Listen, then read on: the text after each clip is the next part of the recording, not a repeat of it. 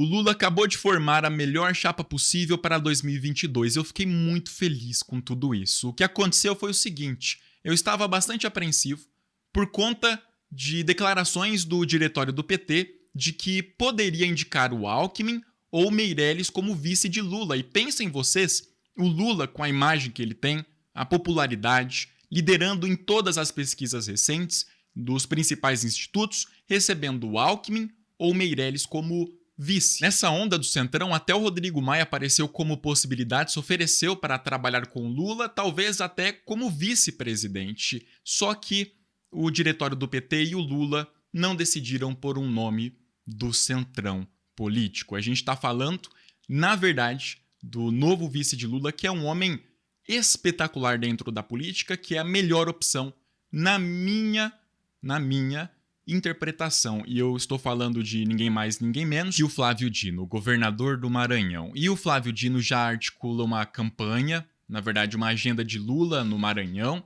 onde vão debater especialmente 2022, percebam pelo subtítulo da matéria. Para quem não sabe, o Flávio Dino é governador do estado do Maranhão, reeleito com 60% dos votos. Tem uma alta popularidade. Além disso, o Dino conta com uma reputação ilibada, uma reputação limpa e foi juiz federal. Portanto, tem muito repertório para responder à imprensa, para responder nos debates, para rebater ataques ao PT ou ataques à chapa de Lula para 2022. Além disso tudo, a reputação ilibada, o fato dele ter sido juiz federal, reeleito governador do Maranhão com 60% dos votos, muita popularidade no estado, muita popularidade no país, o Flávio Dino tem uma excelente atuação, é alguém competente na vida pública. Não adianta o Lula escolher um vice pela popularidade, sendo um vice que não vai trabalhar. O Flávio Dino vai. Inclusive, foi o primeiro dos governadores, e vejam que atitude nobre que tomou enquanto governador. O Flávio Dino foi um dos primeiros a atuar pela compra de respiradores, sem passar pelo governo federal para não ter nenhum tipo de desvio, para aproveitar ao máximo os investimentos públicos. Não responde a processos administrativos por gastos desnecessários, nada disso. Uma atuação 100% eficiente, uma atuação 100% competente na vida política. E o Flávio Dino, que anunciou prêmios para quem fosse tomar a segunda dose da vacina, estimulando as vacinas, uma inovação no Brasil que são esses prêmios.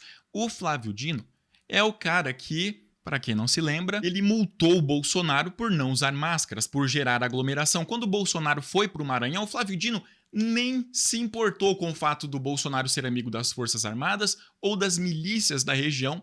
Ele multou o Bolsonaro como deve ser feito, como manda a lei. E o Flávio Dino, além de tudo, ele tem o pulso firme. Ele não é uma pessoa mole, uma pessoa que cede à pressão de outros, da política ou da própria imprensa. O Flávio Dino cumpre com o que promete, é um homem de palavra. E disse o Flávio Dino que o Lula é imprescindível para 2022 em qualquer papel que seja. Portanto, não há essa história de que o Flávio Dino vai querer ser o vice de Lula para se tornar o protagonista depois. O próprio Dino disse que o Lula é imprescindível e que deve ser o presidente eleito pelo Brasil. Isso tudo eu afirmo a vocês por conta da publicação que o Dino fez nas redes, informando que pediu a desfiliação ao PCdoB, essa desfiliação já aconteceu, e foi pro PSB. Qual é o ponto do PSB aqui?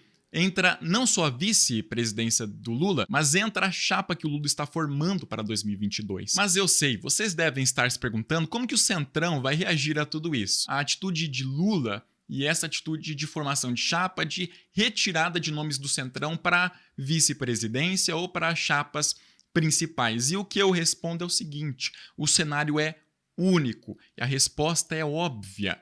O Centrão, primeiro, não tem nomes, ou seja, o Centrão não pode chantagear o Lula. O Centrão não pode chegar para o Lula e chantagear da seguinte forma, que se o Lula não indicar alguém do Centrão, a candidatura que o Centrão vai apoiar é a terceira via, porque a terceira via acabou. Não existe uma terceira via. E segundo, o Centrão não vai apoiar o Bolsonaro para continuar ganhando dinheiro público, porque o dinheiro público acabou. O Bolsonaro não tem mais o que entregar ao Centrão.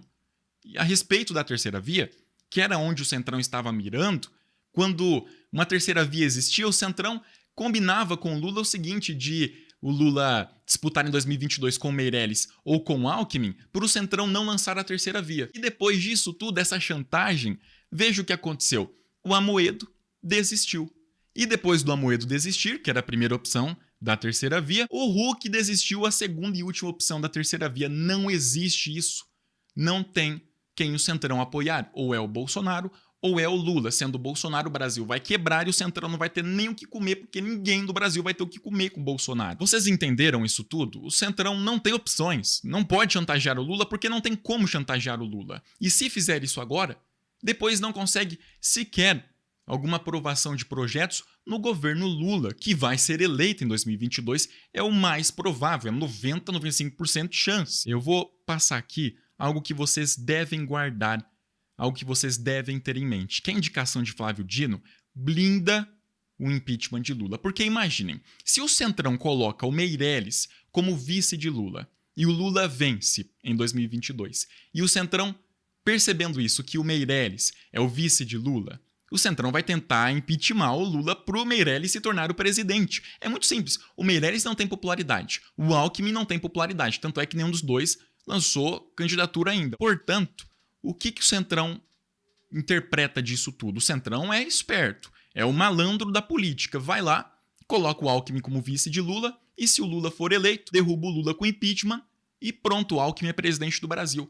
Só que com o vice de Lula sendo Flávio Dino, não importa o que o Centrão vai tentar fazer. Se derrubar o Lula, tem o Dino. E os dois são da mesma linha. A respeito da chapa que a gente tem sendo formada, o Lula disse que estava revendo companheiros, foi para encontro com o Freixo e com outras lideranças, caminhando com todo o seu projeto para 2022. Projeto que, para ser executado, basta chegar o dia da eleição. A vitória de Lula vai acontecer, basta chegar o dia da eleição. O Lula já disse que vai lançar o Haddad como governador em São Paulo, e além da chapa com o Haddad governador de São Paulo, o Freixo como governador no Rio de Janeiro e o Calil como governador em Minas Gerais. O Haddad lidera para São Paulo, o Freixo lidera para o Rio de Janeiro e o Calil lidera para Minas Gerais.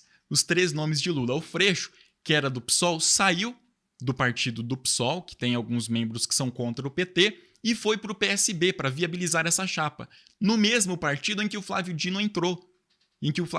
Nesta quinta-feira. E o Molon, que é líder da oposição no Congresso Nacional, ele discutiu com o Freixo e fechou acordo com candidatura para o Senado e para o governo do Rio de Janeiro. O Freixo no governo, o Molon no Senado, mais o nome para o Lula. Vejam aqui outra matéria que confirma todo esse nosso ponto, matéria do Globo, que diz o seguinte: aliados de Lula, Flávio Dino, Freixo, Manuela Dávila, Orlando Silva se aproximam do PSB. A filiação do Freixo foi confirmada e do Flávio Dino também. Do Orlando Silva está a caminho, da Manuela Dávila também. E a matéria da confirmação da liderança de Freixo pro governo do Rio de Janeiro. O Lula, ele tá num cenário onde tem como vice o Flávio Dino, onde tem como governador pro Rio o Marcelo Freixo, em São Paulo o Haddad, em Minas Gerais o Calil. O Rio de Janeiro é importantíssimo para a União. São Paulo é importantíssimo para a União. E Minas Gerais também. Nos três já tem governadores. E mais um ponto que o Lula lidera para 2022, aparecendo em primeiro lugar nas pesquisas mais recentes e, segundo as pesquisas mais recentes,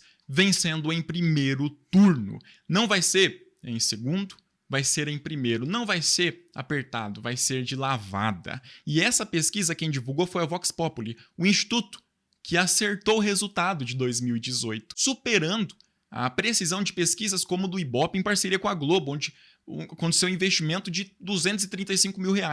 A Vox Populi acertou em 2018 e já traçou que para 2022 o Lula vai ser eleito em primeiro turno. E é claro, a popularidade do Bolsonaro está derretendo. Quem não acompanhou aquela motociata? O que foi a motociata? O Bolsonaro, pensando que tinha alguma popularidade, depois de ser escrachado dentro de um avião, o Bolsonaro convocou uma motociata para tentar alavancar a sua popularidade. E com isso ele fez o quê? Alugou motos para quem foi para a motociata, que era uma carreata de motos a favor do Bolsonaro. Ele alugou motos para as pessoas participarem. O Bolsonaro, além disso, fez toda a escolta de policiais, gastou R$1,5 milhão do dinheiro público para isso, distribuiu comida e ainda sorteou uma moto de quase R$40 mil para quem participou daquele evento.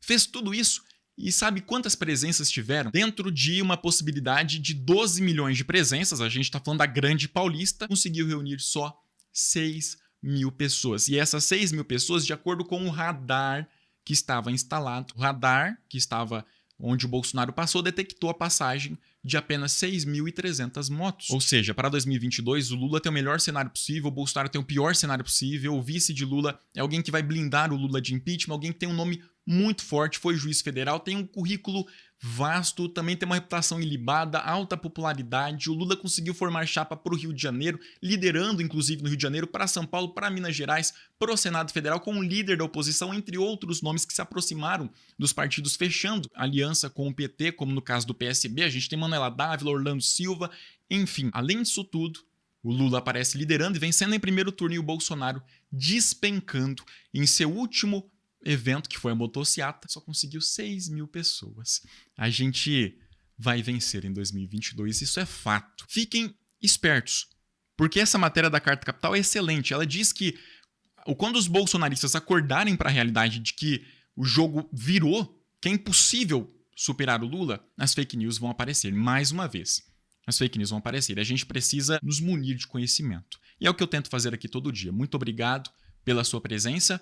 Não se esqueça de se inscrever no canal. A gente precisa crescer a nossa base de divulgação para combater essas fake news. É o que sobrou para o Bolsonaro. A gente precisa manter as nossas bases de comunicação. Aqui a gente tem 311 mil inscritos. A gente pode chegar a 500 mil. Basta que você se inscreva no canal. Curta, ajuda bastante, comente a sua opinião e compartilhe nas redes. Eu aposto que as pessoas vão gostar de saber disso. Inclusive, eu tirei a chamada sensacionalista, coloquei uma imagem minha mesmo, que é para que vocês compartilhem. As pessoas, vocês comentaram aqui que é muito ruim compartilhar vídeos com chamadas sensacionalistas. Então eu tirei todas, fiz isso, correndo riscos de perder alcance do canal e falir o meu canal para vocês divulgarem. Então, por favor, ajude, vamos juntos nesse projeto, é nosso, para 2022. Não é para beneficiar ninguém, é para melhorar a vida do povo brasileiro.